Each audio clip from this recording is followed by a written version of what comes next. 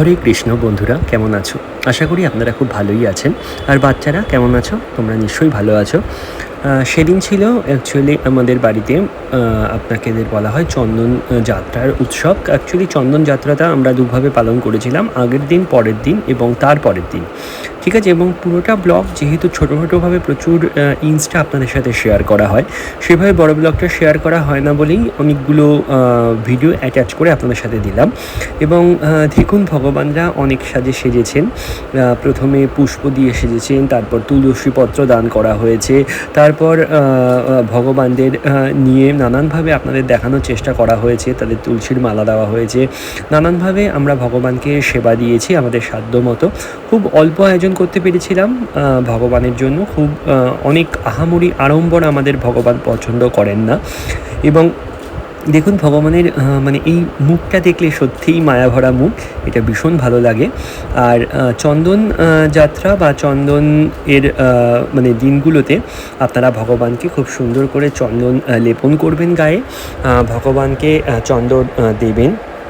এবং ভগবানের সাথে সাথে কিন্তু বাড়ির মানুষদেরও কিন্তু চন্দন মানে ভগবানের পায়ে অর্পণ করে তারপরে কিন্তু সেই চন্দন প্রত্যেকটি বাড়ির ফ্যামিলির মানুষদের গায়ে ঠেকাবেন, এবং তাতে সবার মঙ্গল হবে। আশা করি ভগবান সবার ভালো করেন। এবং অনেকের কথিত আছে যে চন্দন মানে দিয়ে যারা স্নান করেন বা চন্দন দিয়ে যারা ভগবানকে সেবা করেন, ভগবান তাদের জীবনে চন্দনের মতো সুগন্ধময় তাদের জীবন এবং তাদের রূপ দেন। যাই হোক, সবই কথোপকথন বা সবই আমাদের বিশ্বাস। তাই আমি মনে করি বিশ্বায় মিলায় বস্তু তর্কে বহুদূর। তর্ক নয়, ভগবানের নাম কীর্তন আপনি যতই করবেন, ভগবানের প্রেমে ততই আপনি পড়বেন। তাই ভগবানের কীর্তন করতে থাকুন, ভগবানের নাম কীর্তন বলতে থাকুন, তাতে আপনাদেরও মঙ্গল এবং সবার মঙ্গল এবং আমাদেরও মঙ্গল।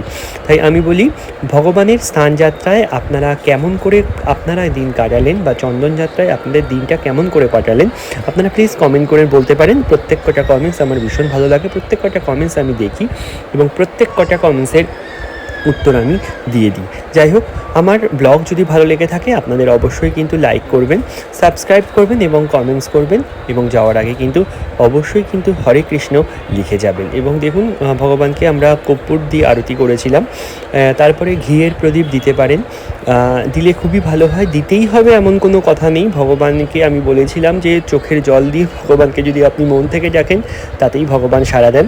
তার জন্য কোনো আহম্বরের দরকার হয় না, কোনো কিছুর দরকার হয় না। শুধুমাত্র ভালোবাসা দিতে হয়, ভালোবাসা নিতে হয়। এবং ভগবানের জন্য, ভগবান জানেন তো, সব জানেন, কে ফেক, কে মানে অরিজিনাল, কে নকল, কে আসল, কে ভালো কাজ করছে, কে মানে দুষ্টু কাজ করছে। ভগবান সব কিছু দেখেন, উপরের থেকে ভগবান সব কিছু দেখছে। আর সব থেকে বড় কথা কি, আমাদের মনের মধ্যে কিন্তু ভগবান আছে। আপনি যদি মনটাকে সঠিকভাবে শুদ্ধ করে রাখেন, আর আপনি যদি